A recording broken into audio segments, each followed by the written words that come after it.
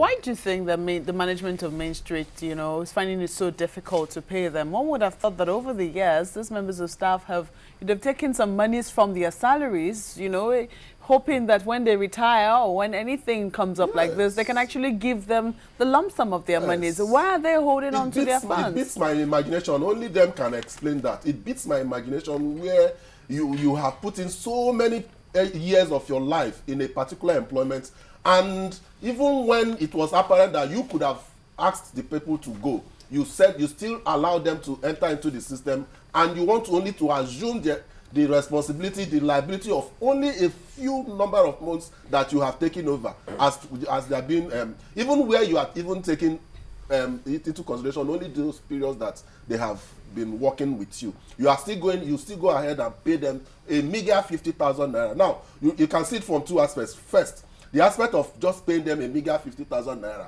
for the period of time they spent with you, and the aspect of their entitlements, gratuities, redundancy benefits over the years, over the 20-30 years period that they have put in with the bank. It is in bad conscience. Okay. They also suggest that this action on the part of Mainstreet Bank is not only deliberate, they think it's calculated, because look at some of the articles, items they quoted in their press conference. They say the executive management of Mainstreet Bank carelessly used the word termination on the letter of disengagement given to us, that's them now, with the belief that they could evade paying us the redundancy compensation stated in the collective agreement. They knew that Article 5 sub A says, quote, redundancy is understood to mean and means in the context of this agreement the involuntary loss of employment through no fault of the employee caused by excess of manpower or contraction of available work through cases beyond the control of the employer, end of quote. Yes. And it goes on to state further. Yes. So they think that these guys know what they're doing about this. So the fact that they say somebody else has to pay is besides the point. It's besides the point. The fact, the point I wanted us to bring out to the fore is that whether you use the word termination or you use the word disengagement, they boil down to the same thing.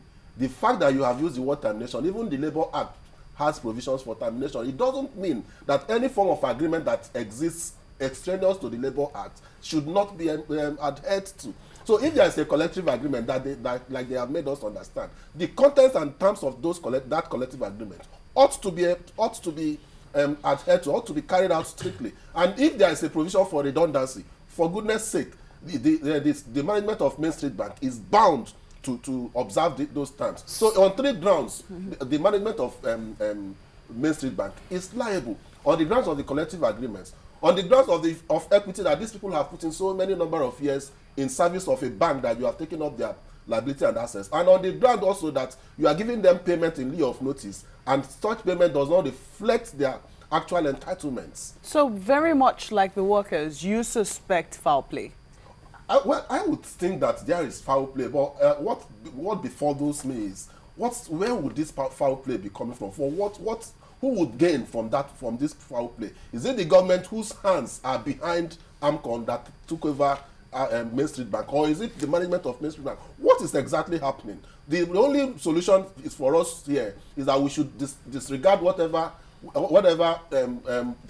we think may be behind the scene and just leave it as plain as it is, that the workers need to be paid their benefits. Let's just leave it as it is, as open as it is, without looking behind, without opening the veil as to what is behind the curtain.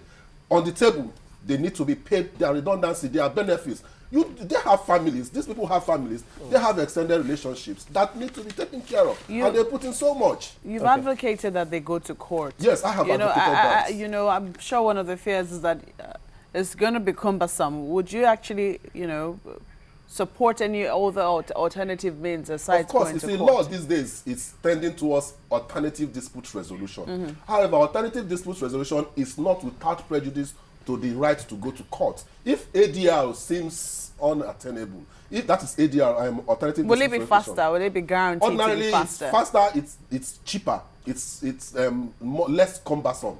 However, that does not mean, it does not obviate the need to go to court. Okay, just before you go, tell us about this, because they put up an advertorial in The Guardian of Monday, July 23 this year. And it's titled An Open Letter to Faith Tudor Matthews, JMD, CEO of Mainstreet Bank Limited. And they copied a lot of people, including Senate President, the President, and a lot of people. Does this serve as a form of notice?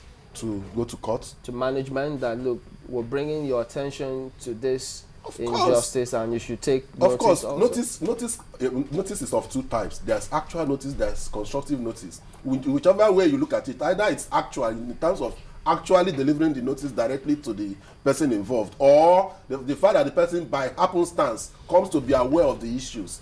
Notice is notice.